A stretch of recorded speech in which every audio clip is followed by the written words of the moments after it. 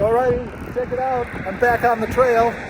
But what I'm going to do now is walk up to the convenience store and then throw on my pack and start the next section.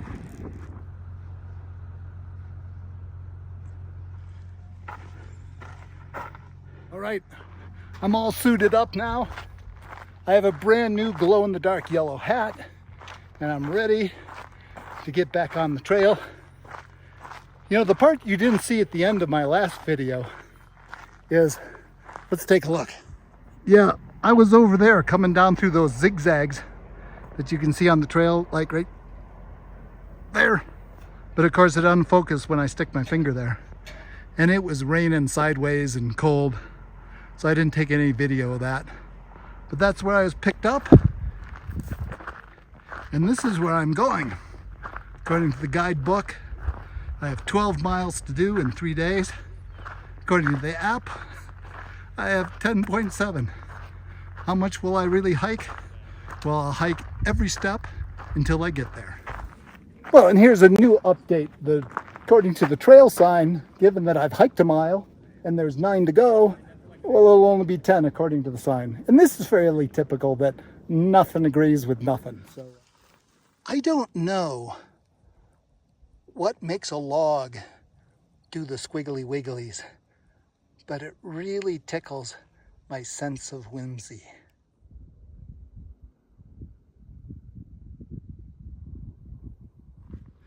I am so much more psyched to be back on the trail than I thought I would be. And that's simply for the fact that the last chunk of trail was really, really hard. I haven't been that wrung out since I hiked the Salcante route in Peru through the Andes. But let's make it clear, that section that was hard was really fun, super rewarding. But there's even a more important part is, you know, I was a little stressed, like, can I climb that much altitude, 12,000 foot passes? Can I be out that many days? Can I cover that many miles? And the answer is yes. And that's a relief in a lot of ways, especially considering, you know, the future of my trail hiking and finishing the trail eventually. There may be parts as hard as that in the San Juans, potentially, but nothing's going to be tougher than that. So I've kind of proved to myself that, yeah, in the state I am in, as things stand, I can do this trail.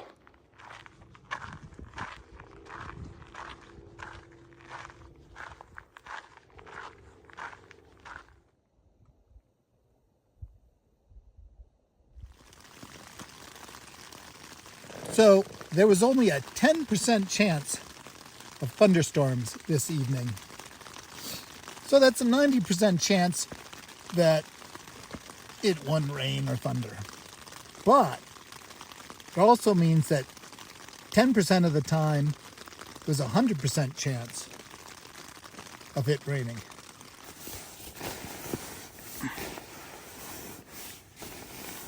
I'm up and at it at the crack of 9 o'clock. And what a gorgeous bit of trail here, following this ridge line. This will be the day that I'll actually do a full day, like 5+ miles. I mean, full for me and my pathetic body. Anyway, you know, that's the view I had last night, hanging out by my tent. Full moon was out, or well, 3/4, but still really bright at this altitude. How's it going? Good morning. There, we got to film some bikers. There is a crap ton of bikes on the trail today. And that's cool. I'm hiking, they're biking. And it also makes sense. It's Saturday. It's a beautiful weekend day. You can stage a shuttle utilizing Monarch Pass. And yeah, there's tons of folks. I'm just not used to paying any attention when I'm on the trail here. Yeah, did I say crap load? Definitely crap load of bikes.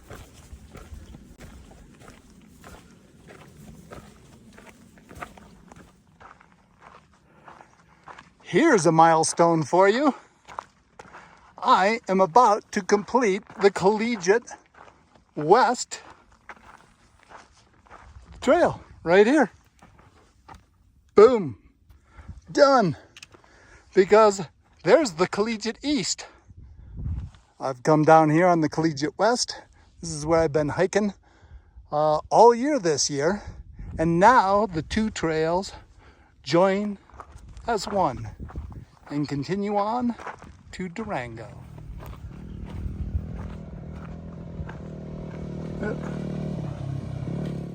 Oh, and motorcycles are allowed on this section of the trail, which gives me an idea. Somebody can ride the motorcycle here. Maybe I could come and redo this section of the trail on the e-bike, because that'd be really fun. Just a thought. According to the weather report, today was the day that there was no chance of thunderstorms. But, and what's all this crap? I mean, that's significantly more development. Dark bottom, saturation, vertical development. There's more of everything than yesterday. Which may make today a little less casual than I would like, because it's going to rain in the afternoon. I need to get my tent on before I get soaked, which means I need to get my miles done earlier.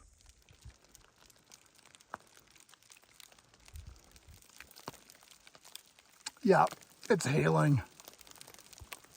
I'm good with hail. It doesn't make you wet. Rain, hail. Hiding under the tree, under the umbrella, in my rain gear. I have a feeling there's enough broken sky out there that I'm going to get a reprieve, and I'm going to set up my tent and call her quits for today. And now that I have the tent up, is it raining? Is it hailing? Is it blowing like crazy? No. The sun's come back. And what should we do? Oh, I know. We could loaf around like a big blob.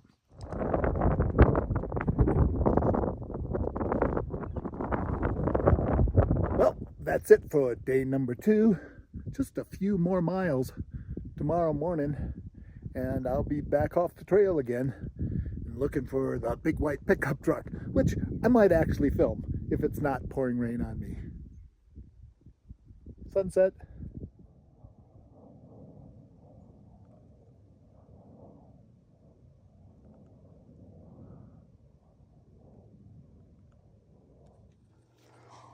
Let's take the first few steps of the day. And when you're an old dilapidated piece of crap like me, your first steps, like 10, 20 steps, should be really tentative. Because all night long, all that connective tissue in your feet, ankles, hips, everything is swelled up and reinvigorated itself with blood. And it's just sitting there posed to get smushed or cramped or goofed up. I do the same thing every time after I take a break. It's just give all those joints a little opportunity to recompress before I really start putting a load on it. All right, there we go. I'm back up into gear. And I should be able to go at least maybe 100 yards before the first achy, snivelly, whiny thing starts to snivel and whine.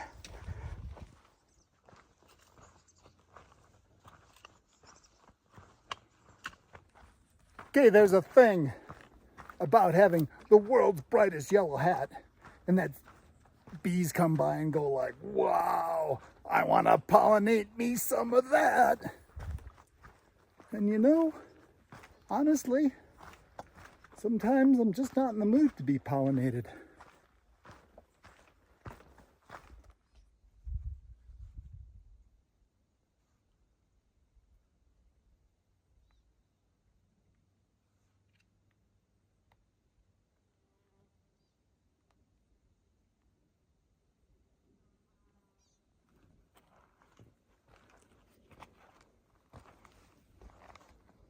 It's good to see that the pikas have survived the drought. the snow drought of this winter, that is. This is pika country. They live in these talus slopes, making their burrows in amongst the gaps between the rocks. And they're spending this time of the year gathering grass and filling up those gaps so that they'll have something to munch on all winter long. The problem is if there isn't a lot of snow, the rocks don't get covered up. And then the wind will blow through the rocks like a sieve, and they end up freezing to death. But we have some survivors. And if next year it actually snows, maybe they can help repopulate their numbers again. All right, there we go. Let's call this section complete. And now, this last section that I had to hike today was really easy. So I'm here really early. So it's going to be a bit before the big white pickup shows up, but stay tuned. Next time, I'm going to go on the second longest part of the trail that I've ever been on. It's been about 36 miles. Headed off that way somewhere where there's very little water. Ooh, very exciting. Anyway, catch you then.